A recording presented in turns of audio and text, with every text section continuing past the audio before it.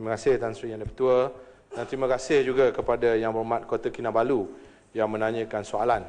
Tan Sri Yang Di-Pertua, terdapat dua persoalan yang timbulkan dalam soalan oleh YB Kota Kinabalu. Pertamanya mengenai dengan kelajuan internet bagi negeri Sabah, dan yang kedua isu monopoli oleh Telekom Malaysia. Tan Sri Yang Di-Pertua, untuk makluman Dewan Yang Mulia ini, kadar penebusan jalur lebar di Sabah terkini adalah pada kadar 72.4% berbanding 47% pada tahun 2014. Bagi meningkatkan lagi kelajuan kemudahan internet di negeri Sabah, hasil daripada pengumuman Pelan Jalur Lebar Kebangsaan oleh Yang Amat Berhormat Perdana Menteri, sehingga bulan Mac tahun ini, kerajaan melalui Suruhanjaya Komunikasi dan Multimedia Malaysia telah membelanjakan sejumlah 2.3 bilion untuk pelaksanaan pelbagai inisiatif, antaranya projek jalur lebar berkelajuan tinggi fasa 1 dan 2, projek jalur lebar pinggir bandar, sistem kabel dasar laut yang menghubungkan negeri Sabah dan juga Semenanjung Malaysia, di mana kita meningkatkan jalur lebar dari 400 gigabits kepada 4 terabits per second dengan izin. Yang keempat, projek menaik taraf liputan jalur lebar mudah alih 3G ke 477 lokasi di negeri Sabah, dan penyediaan perkhidmatan streaming sehingga mencecah kelajuan 8 megabits serta Unify sehingga 100 megabit per second. Jadi di antara hasil pelaksanaan inisiatif tersebut, selain dapat merapatkan jurang digital di antara bandar dan juga luar bandar dalam kalangan masyarakat dan juga melahirkan generasi ICT celik, ia juga digunakan ketika berlakunya gempa bencana di Gunung Kinabalu pada tahun lalu.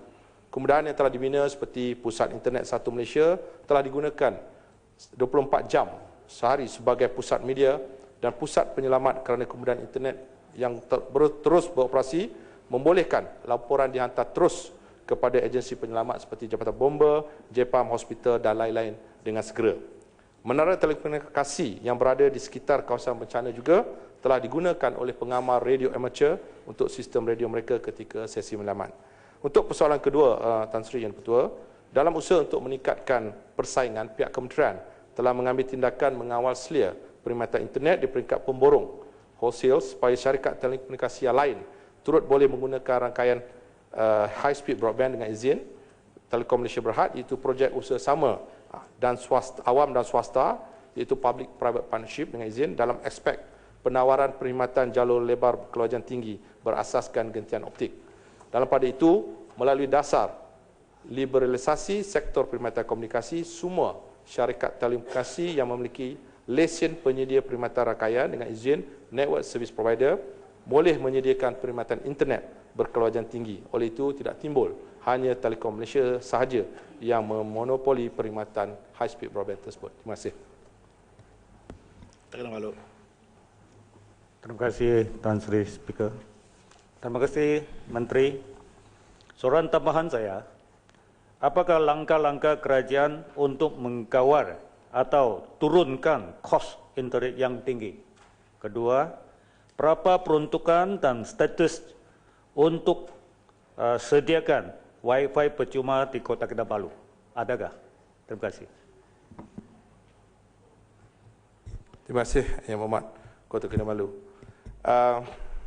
Untuk makluman Dewan Yang Mulia ini, apabila kita bercakap mengenai kadar internet, adalah dimaklumkan bahawa berdasarkan laporan yang dikeluarkan oleh ITU dalam laporannya dengan izin Measuring the Information Society Report pada tahun yang lalu, Malaysia menduduki tangga ketiga di kalangan negara ASEAN bagi kategori harga dan kemampuan jalur lebar talian tetap, price and affordability.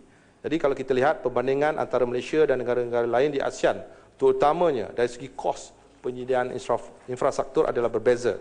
Untuk makluman, kos penyediaan infrastruktur di Malaysia adalah lebih tinggi mengambil kira keluasan Malaysia berbanding dengan Singapura. Begitu juga dengan Thailand, di mana kadar penebusan jalur lebarnya adalah lebih rendah daripada negara ini. Jadi kalau kita lihat, di situ program yang telah diusahakan oleh pihak kementerian melalui SKMM adalah menjurus kepada semua tempat boleh mendapat internet. Ini adalah selaras dengan konsep yang ataupun perjanjian yang ditandatangani pada September 2015 di United Nations, di mana 193 dengan izin Member States of United Nations bersetuju menggunakan tagline seperti everyone should have access to the internet. Jadi dalam hal ini, apabila pihak kementerian melaksanakan pelbagai program seperti yang saya maklumkan tadi, sebenarnya kita dapati bahawa kadar kelajuan dan juga kadar internet yang disediakan adalah rendah. Dan ini juga disokong apabila laporan oleh World Economic Forum pada tahun 2015 di bawah Network Readiness Index yang mengambil kira beberapa indikator seperti infrastruktur, kemampuan untuk melanggan dan juga impak ekonomi. Diambil kira sebagai salah satu rank indikator untuk setiap negara, terutamanya dari segi kelajuan internet dan juga indikator. Dan untuk makluman yang berhormat juga, di beberapa kawasan di Kota Kinabalu misalnya, terdapat beberapa pemberi perkhidmatan yang menawarkan perkhidmatan, antaranya Telekom Malaysia Berhad yang menyediakan perkhidmatan Unify. Dan saya ada senarainya, dan sekiranya yang berhormat ingin melihat, bolehlah berhubung dengan saya. Terima kasih. Silakan dulu.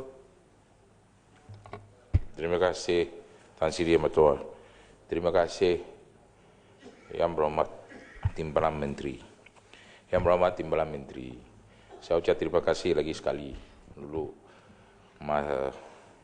tahun yang lepas sudah sampai Bintulu bagi tahu macam mana mau naik taraf. Ini perkhidmatan internet. Tetapi sampai hari ini jalur lebar ini belum nampak lagi peningkatan ataupun naik taraf. Rakyat di Bintulu memang sedih mengenai ini isu. Selalu kita janji untuk rakyat kata, kita janji tidak tersuruh bikin. Banyak laporan beli daripada Telekom, memang cakap ini sudah buat, itu sudah buat. Akhir sekali dibawa apa pun belum buat lagi. Contoh macam itu hari kita kata soalkan itu tower-tower semua, ada bukit, ada valley itu semua, satu di atas, satu di bawah. Macam mana nak tembak itu sinar. Tapi sampai ini hari raya kata apa pun tak buat lagi. Contoh di kawasan Bintulu, masih lagi di kawasan Pekan. Apa pun tak dapat. Masih lagi belum nampak lagi meningkatkan. 5 km daripada bandar, tak boleh terima. Propeng pun tak ada. Inilah saya mau tanya, Yang Berhormat Timbalan Menteri, bilakah betul-betul ada satu rancangan untuk menyelesaikan perkhidmatan internet ataupun wifi, propeng, streaming, tak usah kata streaming lagi, propeng pun belum lagi tentu. Ada selalu koyang sini, koyang sana, tiap sini tak boleh jalan, tapat, walaupun propeng. Inilah bila betul-betul kita boleh dapat satu rancangan. Saya kemungkinan hari ini kita tidak dapat, tak apa, bagi saya satu jawapan, bertulis pun tak apa. Ini betul-betul perkara serius, pasal kita Bintulu sebagai industrial township, tapi internet service tiada, tengah izin. Jadi saya memohon Yang Berhormat Timbalan Menteri, atas ini boleh bagi satu jawapan yang jujur dan ikhlas. Sekian, terima kasih. Terima kasih Yang Berhormat Bintulu, sahabat saya. 2 kali saya turun di Bintulu, Tan Sri Speaker, untuk meninjau sendiri perkara tersebut. Jadi seperti yang saya maklumkan, bahawa dari segi strateginya untuk Digital Nation dengan izin menjelang 2020 adalah berdasarkan kepada 3 strategi utama, iaitu dari segi perluasan coverage, yang kedua keupayaan dan juga kelajuan.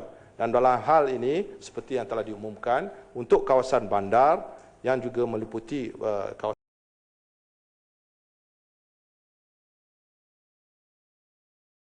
infrastruktur dan juga kelajuan sedang dilaksanakan. Dan untuk makluman Yang Berhormat, saya akan mendapatkan secara terperinci dan saya akan berkongsi dengan Yang Berhormat sendiri. Terima kasih.